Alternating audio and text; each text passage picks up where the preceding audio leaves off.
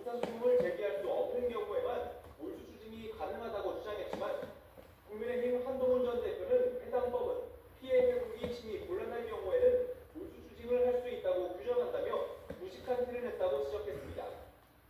여야 모두 진상규명을 위해 국정조사를 하자고 외치고 있는데 원내 지도부는 1시간 머리를 맞댔지만 결론을 내리지 못했습니다.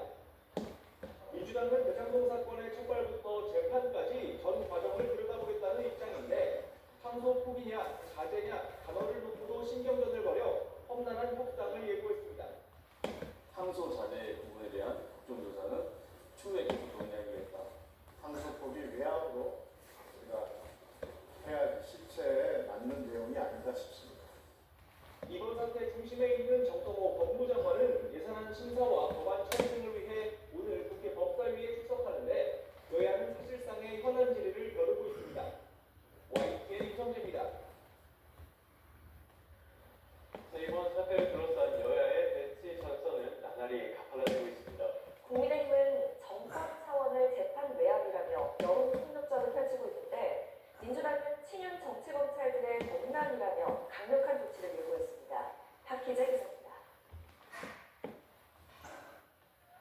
이른 아침 대검찰청하 국민의힘은 항소 포기를 지시한 노만석 검찰총장 직무대행 등 간부를 부르며 30분간 대검찰청 건물에서 대치했습니다. 벌써 도망갔습니까? 마음대로 그냥 나오라 돼요. 재판 외압에 대해 국정조사도 특검도 하자면서 이재명 대통령을 탄핵하고 재판을 재개하자고 외쳤습니다. 이번 항소 포기 사태 그 끝난 거다. 멍청 대장동은 내가 설계했다라고 자신 있게 얘기했던 이재명 대통령 바로 그분입니다. 오후에는 법무부 과천청사를 찾아 정성호 장관을 찾았지만 역시나 빈손. 항소에 신중하려는 뜻을 전했다는 전날 정 장관의 발언은 수사 외압이라며 보폭 두목에 비유했습니다. 두 번이나 신중하게 판단하라고 한 것은 법무부 장관이 명백하게 수사 외압을 한 것입니다. 노만석의 난에 이은 정성호 게이트입니다. 반면 더불어민주당은 이번 사태를 친윤석열계 정치검찰들의 혼명, 즉 검란으로 규정했습니다. 곧 없어질 검찰 조직이 의도적으로 이번 사태를 키운다는 게 여권의 인식입니다. 정청래 대표는 윤석열 전 대통령 부부 앞에서 초라하고 볼품없던 검사들이 갑자기 힘이 솟았느냐며 조작 기소, 집단을 운영한 검사들은 강력한 조치가 필요하다고 직격했습니다. 김건희 사건이 있을 때 찍소리도 못하지 않았습니까? 윤석열 구속 취소됐을 때 찍소리도 못하고 즉시항고 하지 말자고 했던 검사들 아닙니까? 법무부 장관이 검찰의 수사지휘권을 행사했다는 비판은 이렇게 서둘렀습니다. 노만석 대행 같은 경우에도 본인이 의견을 구했다. 지시를 받기보다는 의견을 구했다라고 얘기했고 신중하게 검토해서 정기 판단하면 될 것 같다는 취지의 가벼운 의견을 전달했다는 거였습니다. 민주당 일각에선 검찰을 해체할 때까지 이렇게 방치해서는 안 된다.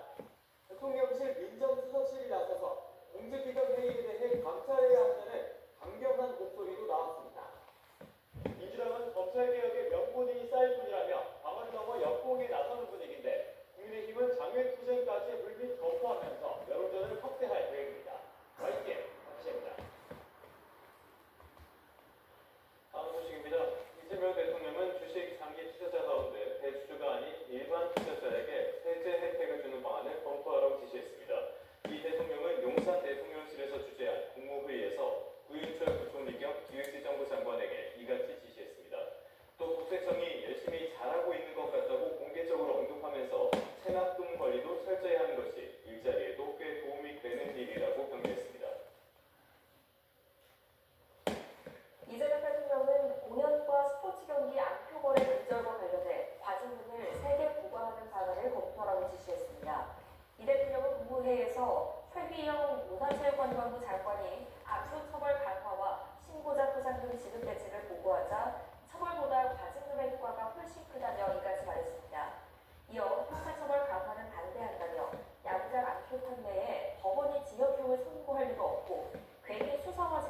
일관되고 역량을 낭비하게 된다고